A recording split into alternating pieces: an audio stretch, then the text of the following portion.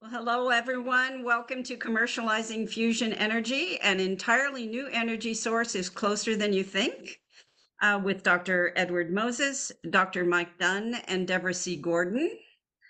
And I think we were thinking fusion was about 50 years away, but it looks like it's going to be today. Hooray! So I'm Janine Olson, co-chair of Stanford Alumni for Climate Action. And we are a nonpartisan, science-based subgroup of Stanford alumni in sustainability, and we are deeply concerned about the devastating effects of climate change. Our mission is to educate and inspire action, small and large, individual and collective, to meet the climate crisis. Today's presentation will last about 45 minutes, followed by a Q&A, closing at roughly 6 p.m. Pacific.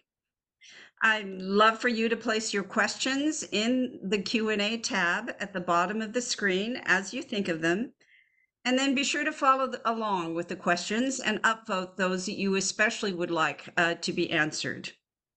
So a note that this event is being recorded and will be available to all registrants in a week or two. And if you find the chat distracting, you can click the caret button next to the chat box and unclick the show previews button. You can also enable closed captioning at the bottom of the screen.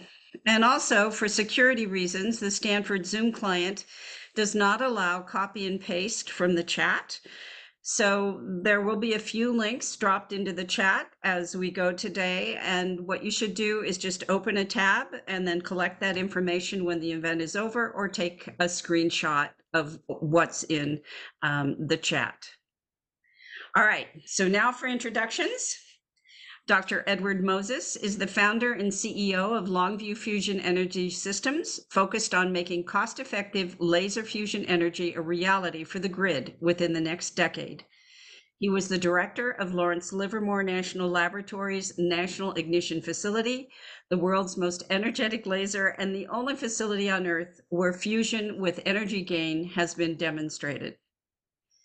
Dr. Michael Dunne is professor of photon science at Stanford University and associate laboratory director at the SLAC National Accelerator Laboratory and director of the LINAC Coherent Light Source, a multi-billion-dollar research facility funded by the U.S. Department of Energy.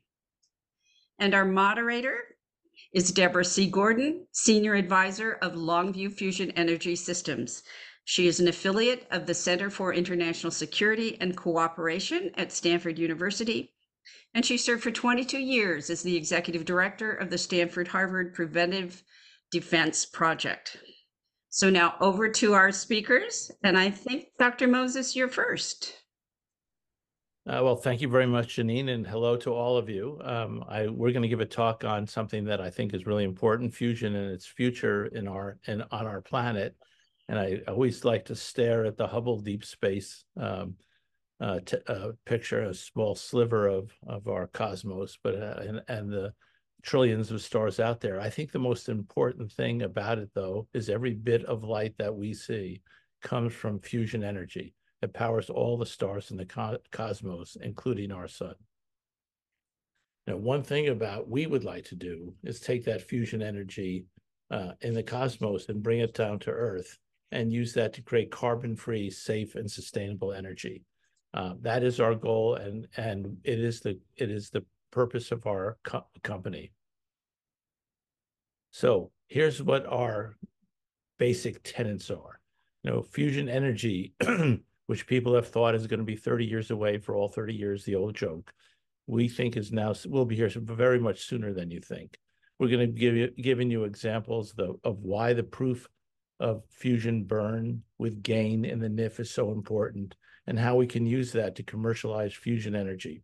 And that's the next step. And here's the Longview, our company's first to market fusion energy strategy. What we have here is the National Ignition Facility, which we'll be talking about.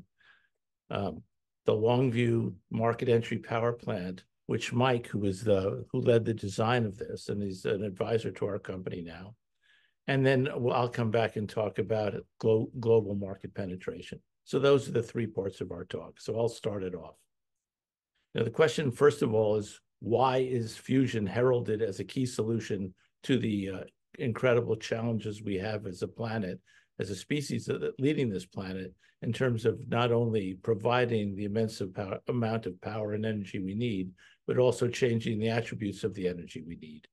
In this case, we're talking about very compact land use, sustainable fuel comes from water, no carbon dioxide emissions, no toxic emissions, and it's safe. It's quite a combination. And its impact can be very large because it can be used not only for making electricity, but since it's a high temperature thermal process, we can use it for making commodities that are very carbon intensive and make them carbon neutral, and also for water desalination. If you look at cement and ammonia, and I think many of you know this, you're talking about over 15% of the carbon dioxide we make. We can work on all these issues.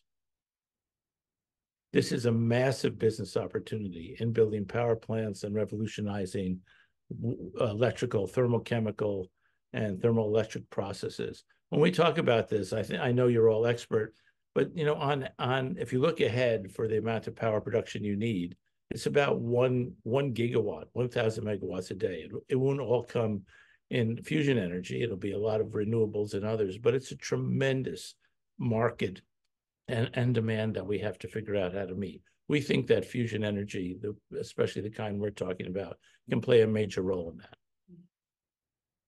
So our question is, could we build a miniature sun on Earth? The sun is a very nice place of 100 million miles away or 150 million kilometers away, a million miles in diameter.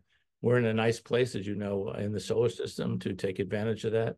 But it's good because it's far away. Could we make a miniature sun on Earth to provide carbon-free energy? That's our goal. And what we mean by miniature is pretty miniature. So this is the size of the sun on Earth that we're making. It's 50 microns across. Just to say that, that's about half the diameter of your hair. The sun burns for millions of years. Ours burns for a billionth of a second. But it puts out a tremendous amount of energy. And we can create enough energy and to power up a city scale sources safely and sustainably. When we say miniature, we're going to be talking about this more. This is a fuel capsule that's in the National Ignition Facility. That's full scale. And in the middle is a little oven that we heat up that fuel capsule in. We bake that fuel capsule at about 100 million degrees for a billionth of a second. We do that with those lasers that come in on the top and bottom, in this case, on the side to side. So this is how we do it. Now, we should want to go ahead and think about, just do a little physics here for a second. We always have to thank Dr. Einstein for equals mc squared. Fusion, unlike fission, is when you collide two particles together, in this case, types of hydrogen, deuterium and tritium. They fuse together and put out a heavier particle, helium, and a neutron. And those both carry energy away as kinetic energy. And the waste product, as they call it, is helium. And we just have to collect those neutrons and turn them into heat. And then we have a very large thermal source that can be used for the opportunities that we talked about before. So this is, equals mc squared. Now, one thing that's really important to think about, how a raisin has a mass of 1 gram, approximately. 1 gram of fusion fuel is equal to 12 tons of coal in energy equivalent, which displaces around 25 tons in CO2. And just to say this, 1 gram of this stuff is enough for your whole life, pretty first order in energy. So each one of us needs about 1 gram of fusion fuel per lifetime. So your family probably needs it for about 3 months that you can do this. This is sort of the power of fusion. And again, the waste product, which is not a waste product, is helium. It's very small amounts of it too. So this is how it works. So we have that target, and you can see that eyeball-sized target. And that fuel inside is about the size of your pupil. And we put it into this target chamber, and we hit it with lasers in the middle. And those lasers heat that and compress that fuel so it gets the temperatures and pressures much hotter and denser than the center of the sun, and burn. And it burns in less than a billionth of a second, not a thousandth, not a millionth, less than a billionth of a second. It's a great process. Now, one of the things that's good about that is, of course, there can't be any runaway. That it's hard enough to make it happen. When it does happen, it's over almost instantly. And that energy comes out and we collect it in the walls of that chamber. So where did this all happen? This is the National Ignition Facility at Lawrence Livermore National Laboratory. As you just heard, I was lucky enough to be the program director and project manager of that. It's the world's most energetic laser by a lot.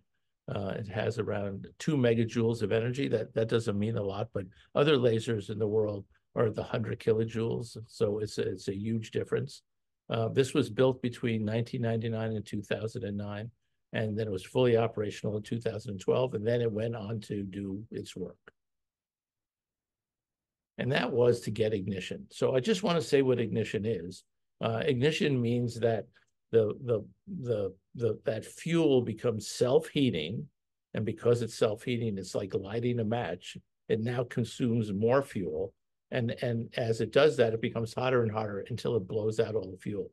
In this case, the question was, could you get more fusion energy out than the laser energy in? This is called scientific gain. And the answer was, for the first time in history, in any facility, any lab facility, this has happened. And that happened on August 8th, 2001, when fusion burn was demonstrated.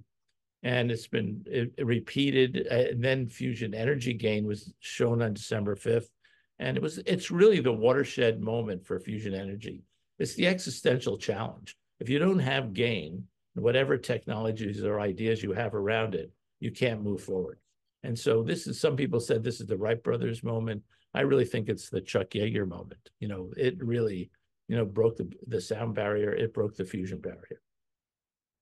So not being alone in our feelings about this, not only was this the culmination of over 50 years of effort, it's the first time it's ever been done in a laboratory. And this is the secretary saying, simply put, this is one of the most impressive scientific feats in the 21st century. I think that in the future that will be affirmed as a good point, a very prescient point. And since that's happened, it has been repeated many times with increasing energy gains. So people were wondering in the beginning, was it a fluke? How did it happen? Are you sure? But now it's been done several times, and it gets better pretty much every time you do it. Yeah. It wasn't easy to do this. Just go back to 1960 in the upper left. There's Ted Mayman, and building the first laser. Now, he built the first laser at Hughes Aircraft, and I actually had an office right across from where he did that in 1960. He got a little plaque that said invented laser here. But nevertheless, since that time at Livermore, there's been a series of facilities going from Janus to Argus, Shiva, Nova, and NIF that have been trying to find out what it takes to get burn and to do it. And the NIF is about 70 to 100 times more powerful than Nova. People thought this would do the trick. It did. And this is the culmination of decades of development. Since you're at Stanford, and I know you look up the hill and see the SLAC, I think this is, sort of, another sister laboratory, in the Bay Area that have the vision and stamina and talent to put these kind of great projects together. One to study the details of at the smallest scale, which you do up the hill, and one for us to make an energetic system. Just to say, if you ever come to the NIF, this is a laser bay, and you can see that, that normal size Livermore person. And these are one half of the lasers. These lasers, in this case, are about 300 feet long. You're going to learn from Mike that times have changed, and we can make this much smaller. But this laser is what provides the light into that little target, so that we can get fusion. Here's another view of it from above. And again, if you get to visit the NIF, you will look out the window and get to see this view for yourself. And you can see those people in the front. It gives you the scale of what you're doing. And each one of those pipes is one laser beam, one of the 192. When we talk about the laser, the question is what material is used to make the laser happen. And this is called, this is neodymium glass, using the rare earth is dissolved in this glass at a fairly low density. That's what gives us that pink color. And we put light into it, incoherent light into it, and get coherent light out of it. So there's around 3,000 of these slabs in the NIF, and they weigh around 400 tons of glass. This was, again, a great, if you look in the upper right there, this was a great supply chain problem. No one had this kind of glass when we started, and we had to learn how to do it. We did that with Hoya and Schott. This actually changed the nature of some of the glass manufacturing world that as we now deal with it. Then we have to have the target chamber. So this was in 1999. This is a target chamber. You can sort of get the scale of it. It's 10 meters. It's around 35 feet in diameter. And everywhere you see one of those square patches, that's where laser light goes in. All those round holes are for the first order for all the diagnostics. So the physicists and other scientists can look at the experiment that's going on at the center of that target chamber. So that's how it looked when it was being put into the target, into the NIF. And that's how it looks now. Now, it doesn't exactly look like now. Through the miracles of Photoshop, we took out the floors. But that is what it happens. And you can see the laser beams coming in from the top, those and the bottom symmetrically. And you can see from the scale of that human there how big it is. This is, as Mike will show you, a kind of an interesting scale if you're thinking commercialization. But I do want to remind you that all that big scale, now look at the scale of the target. And that is a full-scale target. And I think that's so important. We have to get extremely high energy density, high temperatures, high pressures in that target. We build this facility to do exactly that. I think the most important thing is, the NIF was featured in Star Trek Into Darkness, so they were there for around 3 weeks. And if you look on the right, you see in our switch yard, you see the Photon torpedo bay. And if you look in the middle, you see the warp drive. So that's the engine that is in Star Trek. So as Mike has said to me many times, this proves in advance that it was going to work because 200 years later, they were using it. So we knew it had to work. Anyway, that's our warp drive. So I want to say this in transitioning to Mike, we have proven the science. It's existentially important for moving on. And the question is, can you build a power plant using that science, that physics burn? So, Michael? Yeah, thanks very much, Ed. Thanks for that introduction. So yeah, my job here is to say, how do we go from the knowledge that fusion powers the stars in the cosmos, and we know that it powers the starships that are flying around the cosmos. How do we now harness that here on Earth? And in the journey that Ed described of building the National Ignition Facility and getting it to the point over the last year or so to produce more fusion energy out than in parallel, we were preparing for that event. And so over the past few years, folks at Launch Livermore National Lab, here at Stanford and around the country and around the world have been working together to say, how do we design a power plant that can harness the physics demonstration at the National Ignition Facility, and how can we do so in a way that is consistent with being deployable, not just locally here, but around the globe. This was a 5-year program. It was just north of $100 million worth of effort in order to look at the technology, the policy, the regulatory, and the commercial aspects of how to put it together. So I wanted to quickly go through the innards of this plant, how we thought about it, and then hand back to Ed to talk about how does that then appear in a commercial space. But you can see even from this view of the power plant, this is around about 100-foot wide building. The overall scheme looks and feels like the ignition facility in that you have laser beams coming in from the top here in blue, can't really see, but from the bottom into a chamber about the same size as the one that Ed just showed you. And at the center of that chamber is some fusion fuel that the lasers ignite to give off energy. And so we can map directly from the NIF and do so because NIF is full scale for a power plant. Full scale both in terms of the laser performance, full scale in terms of the how those lasers interact with the fuel target and give off energy, and full scale from the point of view of that fuel itself, sometimes called a fuel target. And just to put that in context, what do we mean by full scale? Well, the type of energy you can get out and the type of physics you can prove on the NIF can directly correlate with building a power plant that's about at the gigawatt scale.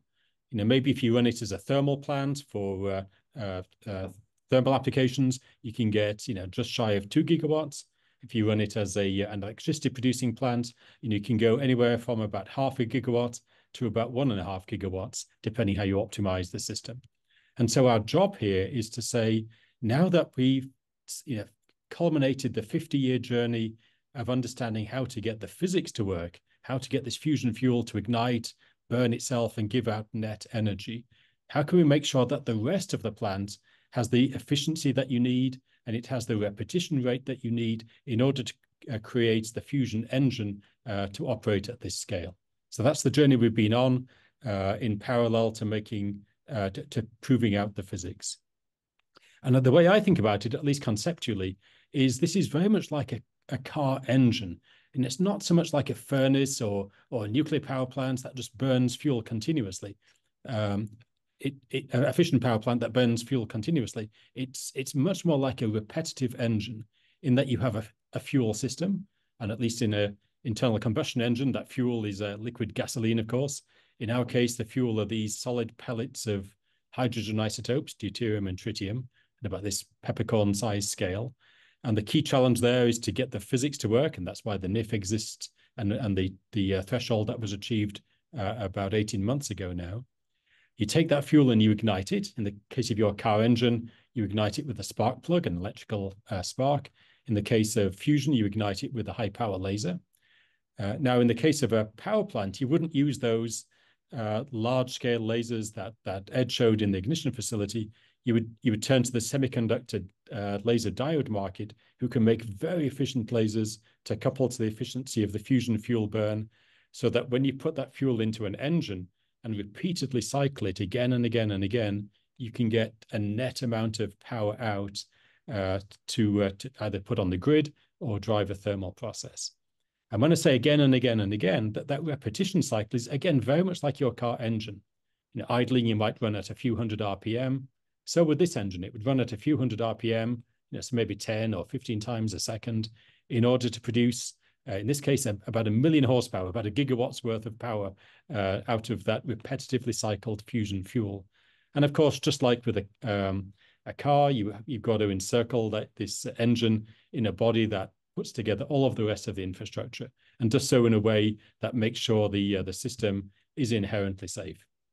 Now, with fusion, we're off to a good start already, in that you're trying as hard as you can to burn all of the fusion fuel in that tiny pellet at any given point in time. So the worst thing that can happen from a safety point of view is that you burn less fuel than you were anticipating, and the net power goes down. And if the lasers turn off for whatever reason, an earthquake or what have you, then the fusion instantaneously stops because there's nothing powering the next cycle of ignition. So our challenge is not so much building in the safety or the performance. It's proving out the physics, which the NIF does for us, and then building an economically attractive plant around it. And maybe just one other view, just to cement this in our minds of how the system works. There's one other attribute that is incredibly interesting about fusion, is that it actually makes its own fuel. And so if you again look at this car engine type model of running repetitive cycles of the fuel, of course, there's a power cycle. The laser energy comes in, produces fusion energy and heat transfer through to some heat exchanger out to the grid.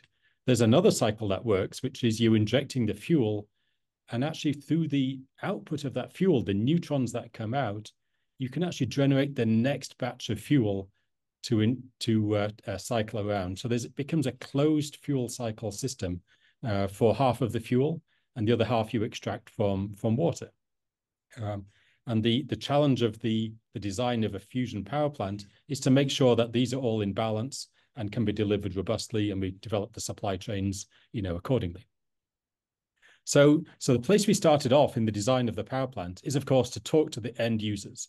End users both in the form of people who run utility companies. We gathered together representatives, senior representatives from something like 80% of the nation's electricity generating utilities, Then also talked to a whole range of environmental groups, NGOs, policy folks, economic experts, and the like, in order to really understand what are the drivers at a high level in putting together the design of a power plant. And some of those are, of course, economic, the capital cost, the levelized cost of electricity, and so forth. Some of them are regulatory in terms of the licensing pathway, making sure the waste stream is well understood and dispositioned accordingly. Some of them are operational. You want to make sure a power plant can be operated by people you would find anywhere around the world. You don't need laser scientists in your power plant. And then also that you have a supply chain that can scale appropriately to deliver the whole fleet of plants and not just one demonstration plant. And then, as Ed said at the beginning, do so in a timely manner because, of course, this climate crisis is real and requires urgent action. And so the input from this set of folks fundamentally changed, it turned out, how we thought about the design of the power plant and how people in our community, the fusion community, had been thinking about it in the previous years, and really drove us down a very different path, one that was much more attuned to the regulatory and licensing requirements, much more attuned to the economic requirements, and in particular, much more attuned to the supply chain private partnership requirements. And so a fair amount of time was spent with many dozens of vendors. The relationships had been built up in building the NIF project in the first place, maybe $2 billion worth of vendor engagements, here in the US. And actually, I think from every single state, apart from one, I think North Dakota, if I remember, somehow missed out, but the rest of the states were engaged. And both with these folks and with some dozen other vendors, not least from the semiconductor industry, put together a detailed basis of availability, cost scaling, and timelines for delivery of these components. The final part of the puzzle, of course, was the technical design itself. And so gathering together folks from the different national labs, of course, not least Lawrence Livermore, but also labs around the country, universities across the country. At this point in time, Stanford wasn't involved, but I'll come back to Stanford in a moment, and work on the different component parts within the envelope of those end user needs and the supply chain requirements. And what came out was so 4 pillars of the technical design, and I won't go into much more detail than this, that changed the nature of how you think about delivering fusion power robustly, in a timely manner, and in an economically attractive manner. And those 4 pillars were: ensure you don't have to rely on the plasma physicists, the fusion physicists anymore. Get to the point where the NIF can prove out the physics and then use that exact approach in the power plant. So you're not extrapolating anymore. You don't have to believe in speculation on a physics point of view. The second pillar was one of supply chain management, one of building modular technology that can be put together in a factory and shipped on a truck to the power plant. So you're not stick building the entire plant like, unfortunately, people have to do for nuclear fission plants, but you can build these systems factory built, modular, and plug and play that helps both the construction and the maintenance through life of the plant. The third part of the third pillar was one of, even if you get the fusion physics to work, a traditional approach would need miraculous materials to contain the heat and the power that's flowing out of the fusion pellets. And no such material exists that can last the whole lifetime of a fusion power plant unless you go through decades worth of material science development. So we impose a constraint of only use the kind of steels, the kind of materials that you can buy commercially today, and design your plant around it. And the final, perhaps most important part of the 4 pillars is building this plant in a way that is inherently safe, such that even in the worst case accident scenario, there is no need for any off-site action, no evacuations or cleanup or what have you. And that really drove the design of the plant in a very fundamental way. So this ended up after 5 years with what we believe was a pretty self-consistent approach, one that met the end user needs, one that addressed the regulatory issues and the economic delivery issues as well. I'll just take one deep dive just because I can't resist. Ed mentioned it. Here's another view of that laser bay in the ignition facility, again, a person for scale. And you can see that the length scale of these lasers is huge. There's no way you would build a power plant using these kind of lasers. They're inefficient, they're too large, they have to be stick built. And so we take a transition from the type of fluorescent tubes, the flash lamps as we call them, that power these lasers up here, and go into the modern era of semiconductors. And it turns out for very different reasons, for industrial development reasons, people have developed semiconductor laser diodes that are extremely efficient, tens of % efficient. They run at many times per second, those few hundred RPM that we need for our engine. And they're very compact. And to show you how compact, this entire room, the length of this room can be put onto inside a box that you can fit on the back of a truck. So we went through this in a design space and then went away and built one and actually shipped it off to Europe, where it's operating today in a science facility, running 10, 15 pulses per second, delivering laser energy using these semiconductor laser diodes. And so our task now is one of scale up. How do you go from this proof of principle prototype through to building hundreds of these devices, for any given power plant? All right, so that's the end of the technology story. Just wanted to show one view of where the economic predictions ended up. And of course, there's a lot of uncertainty in this, depending on exactly how the market looks on the day. But trying to adopt a very rigorous approach, the energy information approach to calculating levelized cost of electricity, it puts us somewhere in this, of order $50, $60 a megawatt hour, a few dollars per watt capital intensity, without any need to go to any aid or any state-based aid or federally based aid. Even in the very earliest plants, it appears to be competitive with other sources of baseload energy, before you even think about carbon credits or so forth.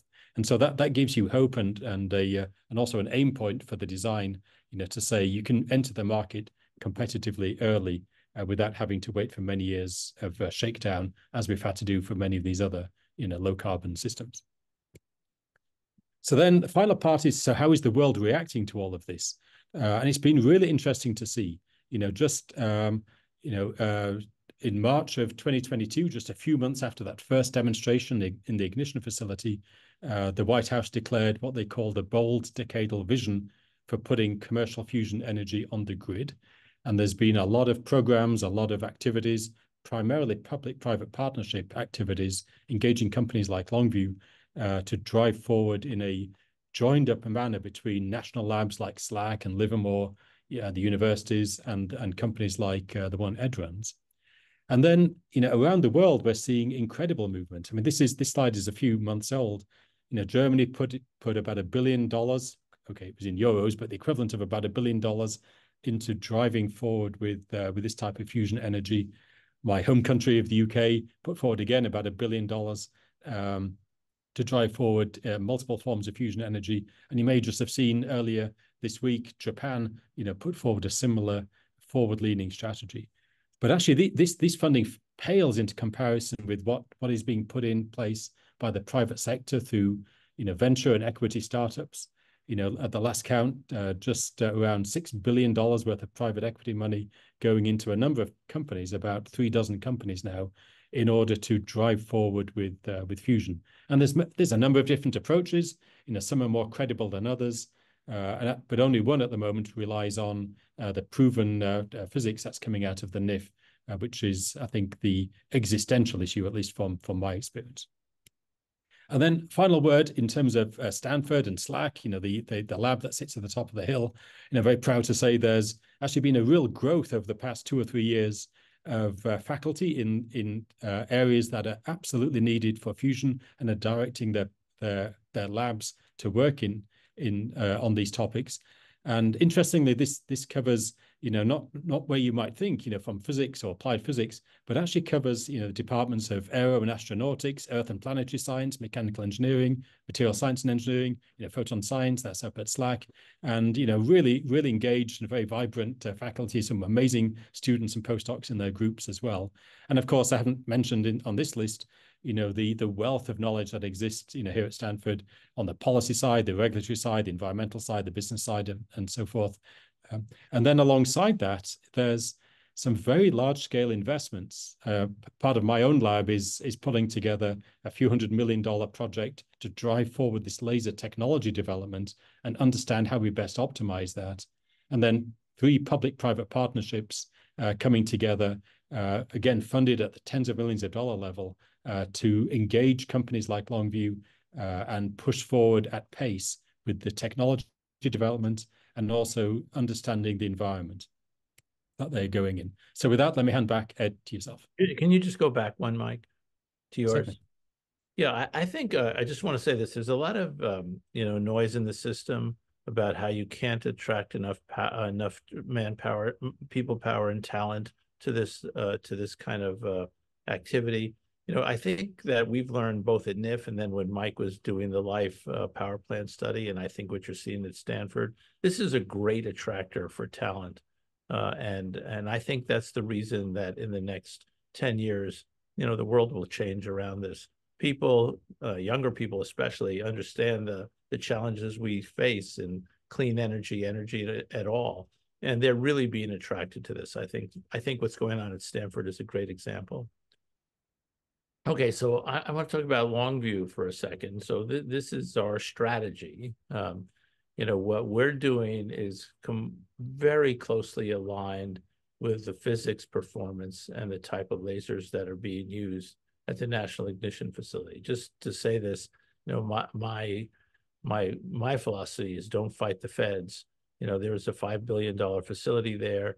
It's working literally around the clock, doing the kind of work we need to make a power plant more efficient and capable. And we formed a company, Longview, to take this, as Mike just described, to take this physics using the input we've had from utilities to build a 440 megawatt electric market entry power plant. I think that's interesting about this is that it is a very compact plant. It is a thermal source. People ask about that. And, we take those neutrons that are coming out of it, we turn them into thermal energy, and we use those for different applications, whether it's electricity or thermal electrochemical processes. So people sometimes ask, well, isn't that inefficient? And we run very hot around 600 C, and our thermal electric conversion efficiency is about 45%. So it is a thermal plant, and that's what we're selling. And we think that this market entry plant, it's as we've talked about, it's extremely modular, it's cookie cutter, and it's factory built. So we think that we can build factories and ship these around our country and overseas.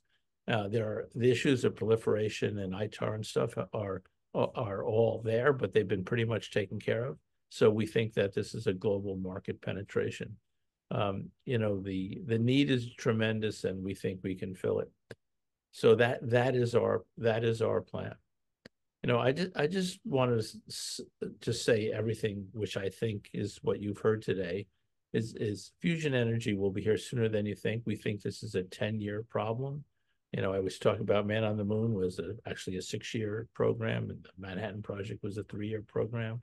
With the will, there's the way, and we think this can happen by the early 30s. Fusion energy will not only provide energy, but it'll just mobilize the international electric power industry. I was just at a meeting with Hitachi, International Electrical Power at Hitachi in Rome. They were extremely excited about this opportunity for them because this fits into their view of their future business. Commercializing fusion energy is the next step. And we really believe, because we're aligned with what's going on, because of the talent that's being drawn to our company and to the field, the government programs that are being developed.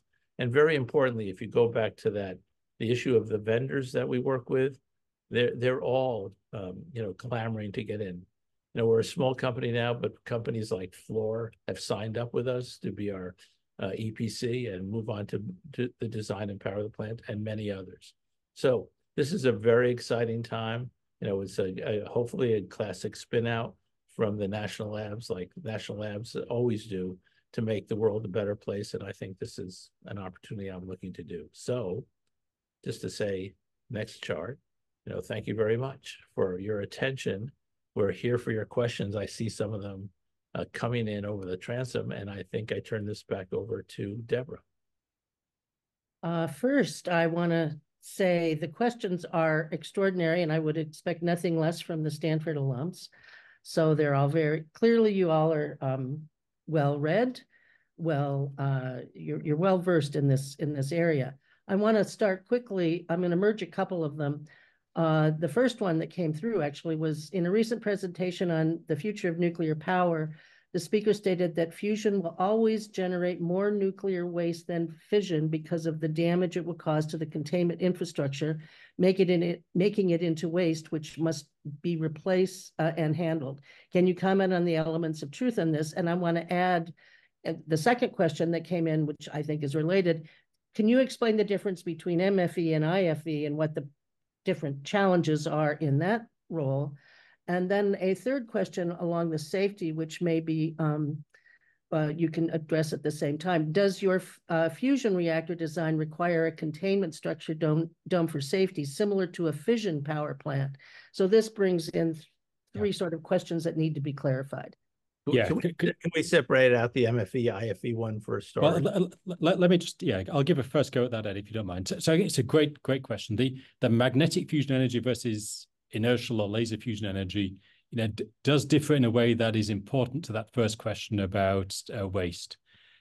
Magnetic fusion energy is essentially a big, very large scale volume, typically a donut-shaped volume of low-density fuel that is burned continuously, hopefully if it ever works, and gives off power, in a continuous sense, as opposed to this injected fuel that Ed and I have just been talking about. The reason that's important, that difference, is the question that was asked about a lot more waste being produced is absolutely true. You will produce a huge amount of radiological waste if you just sit there with your containment vessel staring at that fusion plasma for years and years and decades at a time. Over time, it will heat up radiologically, become activated, and you'll have to find somewhere to go and bury it.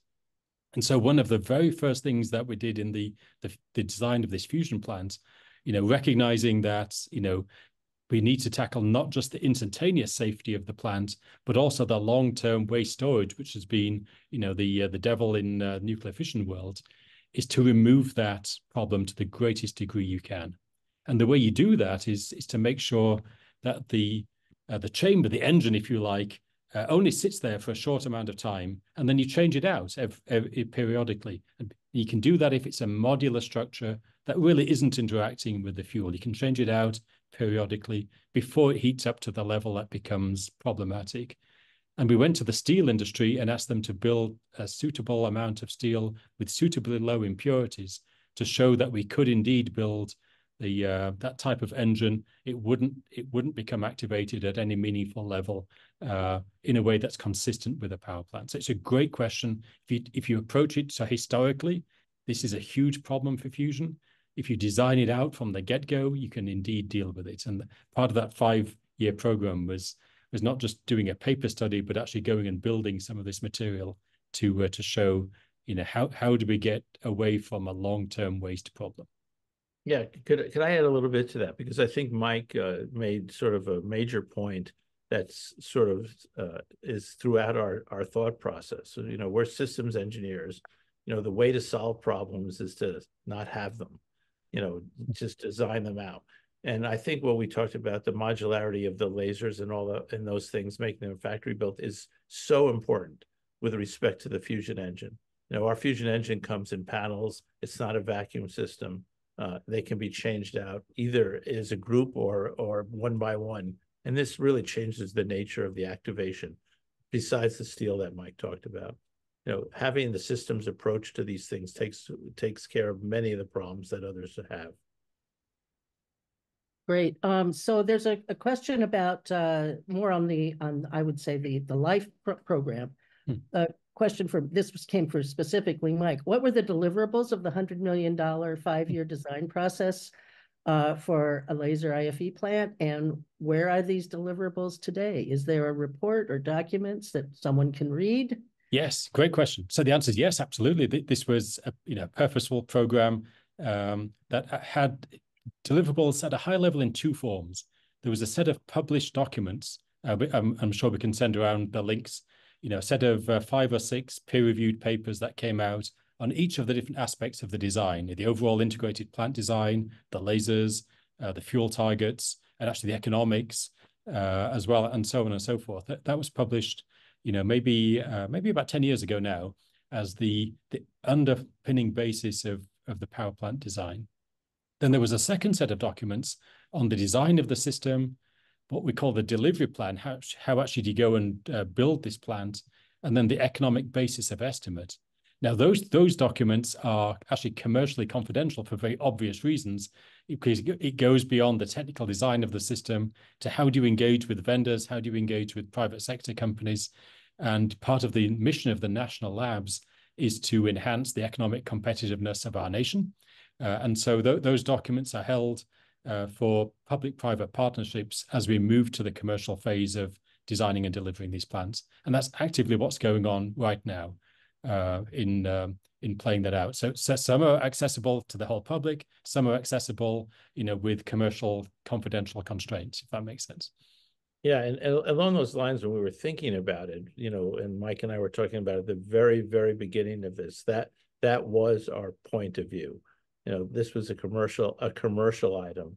Not that the labs would ever build them, but that it could be a tech transfer to the private sector, excuse me, in order to do this. And we were a little bit ahead of our times, but people have caught up.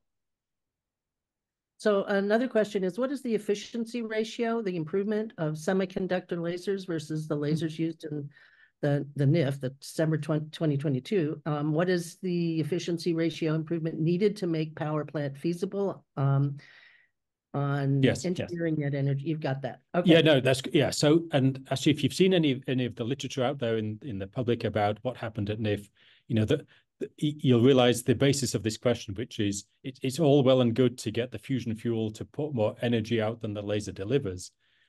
And that's the major physics step. But to make it commercial, the laser itself has to be efficient. Otherwise, you're wasting all of your energy powering the laser. And so at the moment, the NIF laser facility is very inefficient, maybe 1% efficient. You wall plug electricity in to laser energy out, a factor of 100 maybe. But the transition to semiconductor laser diodes, that have existed, I have many of them in my own lab here at SLAC, they're typically 20% efficient. You can make them maybe up to 30, 35% efficient. And the design point of the power plant is around that 20% point. So it's about a factor 20 more efficient than the NIF. And these lasers have been around for, 15 years or so at this kind of efficiency. The key question is not performance now, it's scale up of the supply chain, to build enough of them faster enough to power to feed into the power plant. Something else that comes with this efficiency, these diodes have another property that's very important. They're very narrow band with respect to the color of the light they can put into the laser glass, and it takes away most of the heating. So that's also, not only do you get efficiency for economics, but this is how you get rep rate too. And, because right now NIF is a thermally loaded system because of the flash lamps, it takes several hours to cool off and be shot again. But in this case, we take away almost all that heat. Great. There are a couple of questions. Is the NIF currently producing fusion power? Well, the answer is yes and no. So from the point of view of, is it giving out fusion energy, fusion power? Yes. Is it doing so in a way that is going back onto the grid? The answer is no. And that's for two reasons. One, the lasers that power that fusion event are inefficient, as we just talked about. So there's no net power from the NIF. But also it's not designed to capture the power output. It's designed to capture data, to capture information, to say, how do you optimize the performance of that fuel? Then you can take that as designed and put it straight into the fusion power plant. So no, there is one major step to be done, which is the one Ed described, which is how do you wrap the high efficiency lasers and the engine to take heat away around that NIF designed pellet in order to make a power plant. So that is still a significant challenge. That's still a number of years of work, but only a number of years. This is not decades of work. This is this is in our immediate future if we choose to do so. Yeah, I just to say this strongly, NIF was built to do data. It's a science machine. It does put out energy. Actually, the peak power is incredibly high, higher than anything you can imagine. But it's a data machine. What we want to build is an electron machine, put out electrons, not data. And the way you do that is have efficient lasers and do it rep rate. So the next question is one that is often asked. How do you inject these pellets, the fuel, at a rep rate that actually can, the fast rep rate, and how does that work? How do you know you can do that? Yeah. Again, do you mind if I start on this, Ed? So the repetition rates that you have to inject these pellets is about 10 or 15 times a second, a few hundred RPM. And actually the technology to do that turns out to be really quite simple in terms of how to inject. It turns out to be a gas gun, basically a blowpipe, if you like, because you want to inject these relatively gently. The trick then is making sure you can track where that fuel pellet is and engage the lasers at just the right time. Now, this is where the speed of light is your friend. Speed of light is about 1,000,000 times faster than that flying target. And so you can track just optically with a laser where is that pellet, and at the appropriate point in time, you engage it. And just to give a point of comparison, if any of you like to come up to SLAC, we have this large accelerator, as you all know. It's been here for quite a few years. Most recently, the past 10 years, it operates as an X-ray laser facility for studying the world around us. And we operate over the past few years at 120 pulses per second. So not 10 or 15, but 120 pulses per second. And just last year, we turned on a new system that will operate 1,000,000 pulses per second. And so my job is to try to track pulses not coming in 10 or 15 times a second, but hundreds to millions of times a second. So it's actually a downgrade to work on this particular part of the fusion topic. So, but still a detailed technical challenge for the particular type of injection. But because of the speed of light being so fast, 1,000,000 times more than the speeding pellet, it turns out to be a very workable problem, that one. Right. And there's something also that people sometimes forget. When you're driving your car, as Mike said, your pistons are all going 15 times a second when you're idling and much faster when you're driving. There's a lot of the world that runs at this rep rate. And also, and before I got to NIF, I never worked on a laser bee with a rep rate below 10,000 times a second. So I think these issues are, sometimes overstated. I do want to say one thing about it, though. It's not how fast you can put them in, but can you hit them? That's the real challenge. And this whole speed of light idea, as far as those targets are concerned, as the lasers are concerned, the targets are to first order standing still. So it's an interesting problem, but I think we have that under control. There's a question about nanoscale plasma reactors, and can fusion be generated in non-thermal plasmas at a confined nanoscale plasma reactor? And I'll let Mike do that one. I wish the answer to that was yes, but as far as everything we know at the moment, in order to get fusion to work, you've got to get those two atoms to come together, make friends, so they bond together into helium. And the only way we know to do that at the moment is to get them to go very fast, which means high temperature. Might there be a way to do it at low temperature? Well, who knows? But our best knowledge of the physics of the situation at the moment is no. There's no credible way to do that. So people talk to you about cold fusion or nanoscale fusion or this or that. At the moment it's a pipe dream. I mean, never say never. Who knows? Something amazing could happen. The laws of physics could be overturned. But everything we know today is it needs heat, it needs energy, it needs velocity, and that means either big lasers or these big tokamak magnetic fusion facilities or something of that ilk. Right. And again, from Longview's point of view, we try to be sober in our assessment of what physics and technology you can use, since we want to have investments and put stuff in the private sector. We really try to deal with what has been proven. And, right. And if I could just build on that one more step, I mean, there's many different flavors of fusion out there, magnetic and laser, and many variants of them. And because of the success of what happened at the NIF, there is a tendency to say, look over there, fusion works because they've just proven it at Lawrence Livermore National Lab. Therefore, my approach to fusion also works. And that can either be a small step or it can be a large step, depending on just the variant that you're talking about. So it is an area to be cautious. Always be cautious of physicists extrapolating to the future. We're not very good at it, and so baselining yourself on something you can prove at scale, is one of the tenets of how we want to go forwards. So there is a question about the siting of a power plant, this fusion reactor. Does it need to have a water source near it? And I would ask that you expand on that a little bit about where can you site these? Yeah, I'll tackle the water issue, then I'll hand it to you for the siting. So it turns out you can use a water source like other thermal plants, but you don't have to. And the reason you don't have to is that the marginal cost of electricity with fusion is amazingly low. You spend all of your time and effort getting the fusion to light in the first place, but then once it is lit, the next batch of energy, turns out to be incrementally very, very cheap. And so you can go to a dry cooling system, at least in most parts of the planet, with very, very small economic cost, which is very different to any other thermal plant, fission or coal or what have you, where it's a linear process. And you really, really hurt going from water cooling to dry cooling, even if you could. And it's a very intelligent question. But it's one of the the little known facts of these big thermal plants. They are constrained to live on lakes or waterways of one form or another.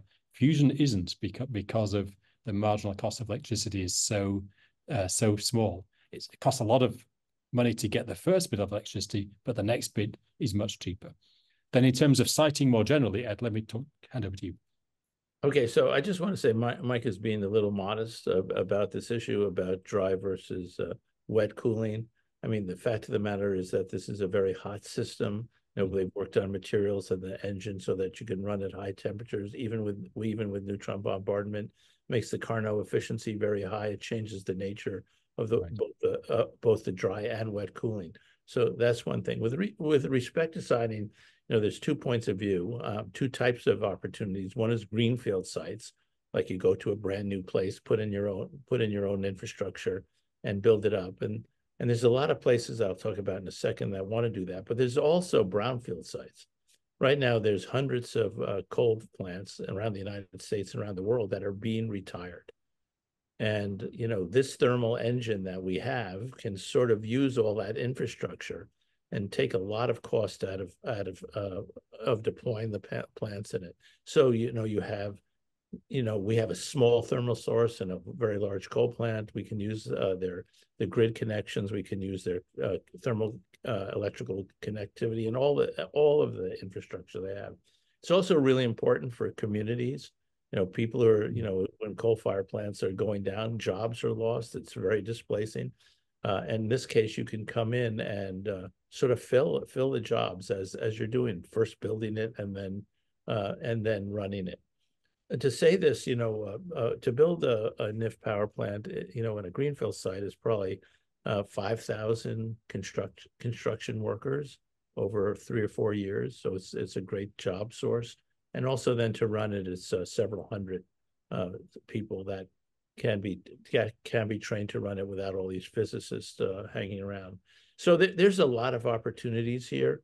It has, as Mike said, a fairly small keep out boundary, with respect to public safety. So you can put it in near urban environments if you like. The most important thing is to put it on a grid. But that is changing right now. And all of you know about the noise about the power-hungry power monsters of AI. And people have talked to us about, could we have very local electrical, production capabilities to run big data servers and AI plants? And I was just in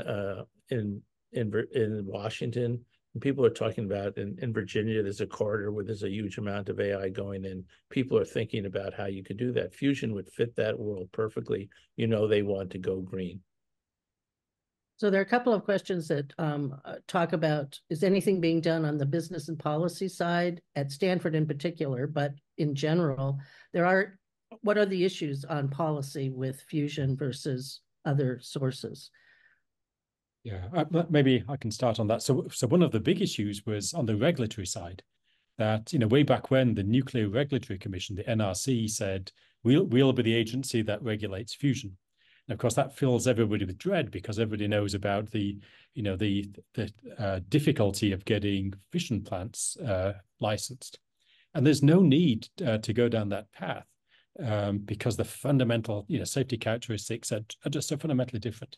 And so what happened very recently, in fact, just last year, there was congressional action to direct the NRC to regulate fusion in a way that is much more benign for the cognoscenti 10 CFR Part 30 rather than Part 50 of the Federal Code, which means you can regulate fusion because of its inherent safety much more like a storage facility than you would, say, a nuclear power plant. So that's now playing out in the system, and the commissioners at the NRC and the staff are working through the detail of that over the last few months, the coming months and so forth, just to get to as deliverable a system as possible. So it was a huge change in the landscape from a policy and regulatory point of view that recognizes the inherent difference between fusion and fission, the inherent safety that comes with the former, just as one example. And so there are areas like that. The other big change was one of mobilizing the National Lab Complex and the offices of the Department of Energy and so forth to say, how can we get the information that's been developed over the years at places like Livermore, places like SLAC, partnered in a commercial environment, through a public-private partnership with companies that can take it to market. This is part of that bold decadal vision, and it's being translated into particular funding programs and particular partnership programs that are still evolving, and there's still work to be done there, but it sort of shows the direction, shows the intent. And for those who are in the game of policy and so forth, the degree to which we can accelerate that and show with real purpose how to get these designs on the grid sooner rather than later, there's still opportunity there to help that process. Yeah, there's other things going on too, even as we speak. There's international agreements starting to be formed, with Japan, with Germany, with the UK, to make this happen. I think there's sort of a general point of view with IAEA, NRC, and the like, that this is a good thing. How do we help? Right. Versus this is a dangerous thing. How do we stop it? So this is going on. I also think a lot of the NGO community is sort of, changing its point of view slowly but surely, as they become educated to the advantages of this in the context of the disadvantages of climate and other pollution activities. It's sort of working. So there's a couple more questions. I know we're out of time, but I'm going to read them anyway. One is about how much downtime do you need when you exchange these modular pieces, especially the containment vessel? How do you do that? How much downtime is it required? Yeah, so two aspects of the answer to that. So most of the system, let's say the laser boxes and so forth, they're designed so that you can replace them in situ whilst the rest of the plant keeps on operating. So to first order, no downtime there. And you want to do that, because these are high technology systems, and they will have, cycle times for maintenance and so forth. So a lot of effort went into the plant design to make sure there's enough redundancy in the system, enough scale size in the system. You can plug and play whilst the rest of the plant operates. The one place where that's not true, and I think the questioner spotted this, is in the engine itself, those modular panels that Ed talked about. There you do need to turn the system off to replace them in and out. Our estimate is that can be done on the cycle time of the major maintenance cycle of the turbine plant. So every now and again with these plants, you have to take them down every few years anyway, for the back end of the system. And so part of the integrated design, the system design, is making sure the cycle time of the walls of that chamber can be consistent with the cycle time of the maintenance of the back end of the system. And it's typically a small number of years and would take a small number of weeks for the actual exchange. Yeah, so 3-4 weeks, something like that. So when we've done Monte Carlo calculations of all these systems together and designed them, over-designed them in certain places so that the availability stays in the mid-90s, which is sort of where nuclear is. People don't understand how available nuclear is. And so we can do that. And by the way, when we work with the utilities, that's a really big deal to them. That Also, one other thing that we can and the do, predictability of it as well. So it's not as if it will suddenly go down. It's that you can say in 2 years' time in March, so and so, we're going to take it down, and thus the grid can plan accordingly. So. right? Yeah, and also another thing that we have along these lines is this is a load following system, meaning that as the grid needs more or less energy. What's really nice, it's like your car, again, if you step on the gas, it's not you put more gas into the cylinder, you just do it more often. So we can change the time that it takes, the rep rate of the target to follow the load as needed. This really is important with respect to work with renewable energy, which has these dips and changes that are sometimes unpredictable. And this is a very fast response to that. Mm-hmm. So one question it's how about this questioner says, how about a fair evaluation of the private industry competition approaches? I think that there's there's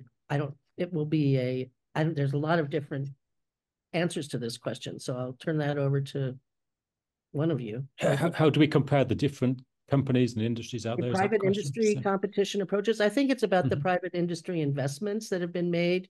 Yes, there are other companies that are, getting a lot of money, and so what is that like? Yeah, maybe I'll lead with a couple of statements. I think the scale of investment, they see many billions of dollars of investment, just is a reflection of just how attractive it is to be able to get to the end state, to be able to get to an operating fusion power plant for the reasons that Ed described.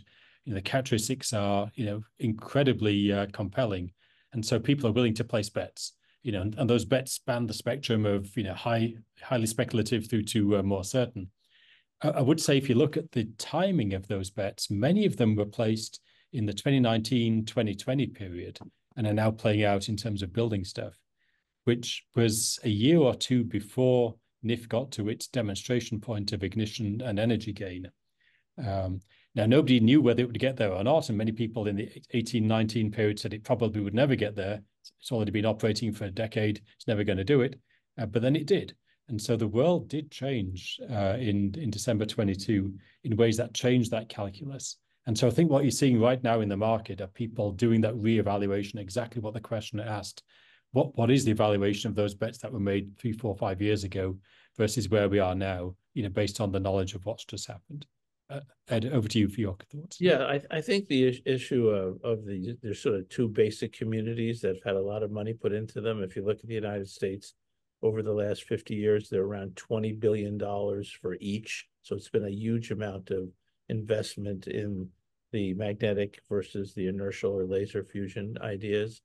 One of the things is, though, the laser fusion idea was sort of living sort of in a quiet part of the world. Because of the nature of who was funding it, which was NNSA versus Office of Science. And so people were not following it with the appropriate, they were not following it. Anyway, we sort of knew it was coming up. That's why I formed my company. I knew it was around the bend there. And it's happened, it's changed. It's really, as Mike said, it's changing people's view of what can be done and when can be done. I think something else super important, we don't have to build a test facility to see if it works. And all these other companies have to, because there is no working magnetic fusion facility with burn on Earth. And so we know right now from the NIF results exactly how much laser power we need. It's sort of more than it's burning. It sort of scales everything. It really nails it down. So those are huge value to investors. So I think we are way over time, but I want to give each of you a few seconds or minutes to 1 minute maybe to just wrap up anything lastly you would like to say. And then I'll have you toss it back over to Janine. Michael, you go first. You're more profound. Yeah, I don't know about that, but I think I would say, in one way or another, I've been working in this field all of my career, first in the UK and in the US. And I've been struck throughout that journey with just how compelling the proposition is. People really want to get involved with issues of climate, issues of clean energy and so forth. And fusion energy has always been there as something that really could be profound if and when it could work, and it's attracted some wonderful people over the years. But fundamentally, it's been a frustrating period of time in that there hasn't been the transition from exploration to delivery. The reason I've now had a renewed interest over the past couple of years is because of what just happened at the NIF. The world really did change in December 2022. The culmination of 50 or 60 years' work all of a sudden moved not just incrementally forward, but fundamental transition. And I think it's very difficult to absorb that type of shock change, and how we react to it as a community, both from a funding point of view, from a technical point of view, from a policy point of view, I think is only now just playing out as it's settling into each of our minds just how profound an event that was. I mean, Secretary Granholm, Jennifer Granholm, spotted it and gave the quote that Ed listed, but to go from there, to delivery is now just settling in, and it is a good time to be around in the fusion world now because of that demonstration. And you can see it in the renewed excitement and interest, both from the students here at Stanford and the faculty, all the way through to on the private sector side. But I still think it hasn't quite yet settled, in the ecosystem as a whole, in the community as a whole, which is why conversations like this are very useful. Ed. Yeah. My view of it is when I first got to Livermore, which was a long time ago, and I was working on a program called Atomic Vapor Laser Isotope Separation to use lasers to modify the isotopic nature of certain materials. All of a sudden it hit me that I was a part of a very big story, a span of time that, I was doing my job. But, I was admiring the people who started and hoped I would be there to finish it. Fusion, as Mike said, is sort of that story, really writ large, from the 20s when it was first thought of, to, the Manhattan Project to where we are now has been really an amazing human activity. And it's always been pointed at this, it's always been pointed at fusion energy. And, we're lucky enough to be here, is how I feel. And, we can't drop the ball. And, big projects take, will, fortitude, talent, and money. And, they all have to be there. And this is the time to make it happen. I think Mike's, comment about everything changed. We knew it was going to change sooner or later. But when it happened, is that it's a shock to the system. And people are now just figuring out what to do with it. But here we are. And we're glad to have spoken to you about it because we want to spread the news. It's really a great story. So thank you. And Janine, back over to you. Oh, my goodness. Well, on behalf of the Stanford Alumni for Climate Action Board, I'd like to thank Dr. Moses, Dr. Dunne, and you, Deborah, for bringing this wonderful event. Thank you, Katie Vigant, on our board for opening the door on this one. I want to thank all of you for joining us. And next month, we're going to take a bit of a turn, and we're going to talk with Park Ranger Naomi Bope. If you know Catby and Fat Bear Week, and she'll be talking to Dr. Allison Pierce-Stevens on Animal Climate Heroes. So this one is for educators and for parents next month. But anyway, thank you all so much. May we build a clean world now for all of us and for all the generations that follow us. So thank you and good night to everyone. Thank you, Janine. Thank you. Bye.